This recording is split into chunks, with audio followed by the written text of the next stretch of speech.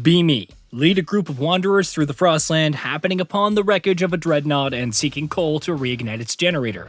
Building houses, but fail to do so quickly enough, causing many people to freeze to death. Gather materials at a quick rate, supply food, and discover a seal colony. Do nothing with that information, leaving them be. Find out that there isn't enough food to stockpile before the whiteout arrives, and refuse to let the elderly volunteer walk out in the Frostland to conserve food for everyone. Restart, try again, restart again.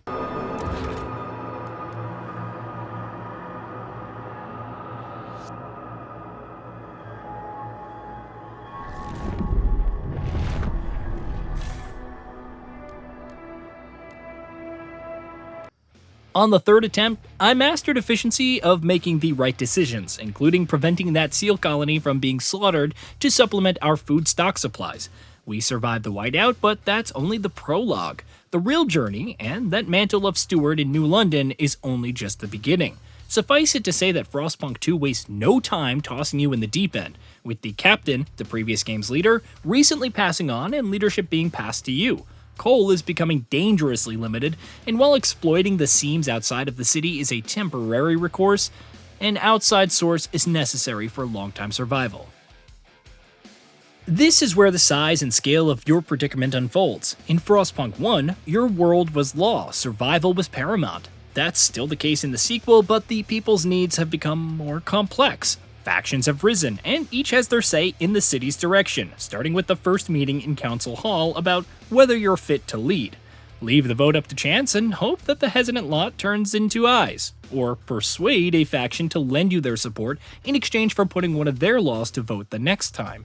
Maybe even research an idea that they like, or let them propose the next motion to pass. Of course, these factions also have an opinion on any idea you want to research.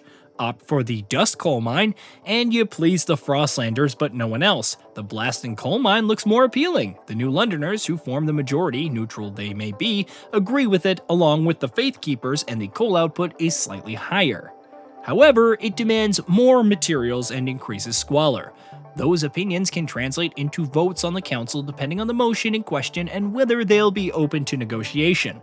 One of the more intriguing elements is giving the agenda to a faction with less than positive impressions of you to raise their favor, only to convince the others to strike down their motion. Then again, those backdoor dealings can catch up with you. Failing to meet a promise causes you to fall out of favor with a faction. Make too many promises and you can't rely on persuasion to support a law. It's a lot to deal with, but requiring 51 votes and only slightly crossing that threshold offers some real tension. Not that the rest of the experience will give you a break. Compared to the original, Frostpunk 2's scale is another level. Time passes in weeks, and entire districts emerge over time. You must provide housing for the population and help them withstand the cold. Prefabs are required for constructing districts, and while you can find some out in the Frostland, creating extraction districts and industrial districts is a way to earn a fixed amount weekly. The former is also necessary for harvesting materials, which the latter can turn into goods. However, any expansion requires frost breaking, which necessitates workers. Beeline to that abandoned way station to build a logistics center near your extraction district, and you may not have enough tiles for it, which means more time spent on frost breaking. Add to this the option to expand every district into additional tiles while adding a new building slot. This is how the research center first comes into being, and eventually you'll need hospitals to treat the sick, a gleaming harvest hangar in your food district to improve harvesting efficiency, and much more. Few buildings offer no downsides to their construction. The best option can tip the scales of disease, squalor, heat requirements, etc. And if managing one city isn't enough, you can also explore the Frostland with expedition teams to locate more people, fuel, and other necessities.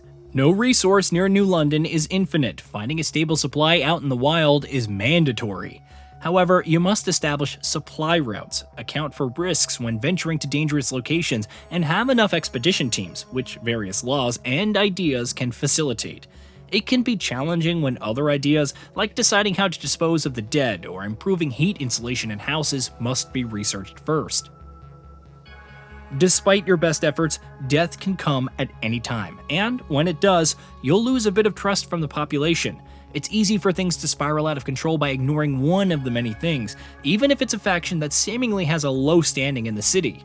While I appreciate the increased complexity and scale, the intertwining of action and bureaucracy, the song and dance and council hall required to ensure proper action is taken, can get overwhelming. It's not even purely down to the interface, which has multiple tabs for the idea tree, each with separate nodes, or the council hall where you navigate several menus to persuade a faction to support your motion. Let's not even start on how packed your default view can eventually get.